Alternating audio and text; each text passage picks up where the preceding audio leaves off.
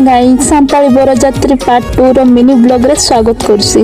झियो घर लोक पो घर लोक को एमती स्वागत करंती बोली मु आज जानली।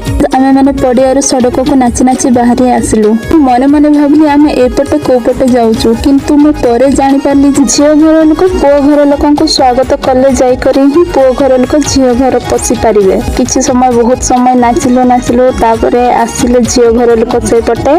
आ गाइस एटा हमर गेट, तापरे एपटे पो घर लोक अछंती। कहंती झियो घर लोक इनवाइट न कले पो घर लोक ए आंबडाळ गेट भीतर को पसी पारबे नाही।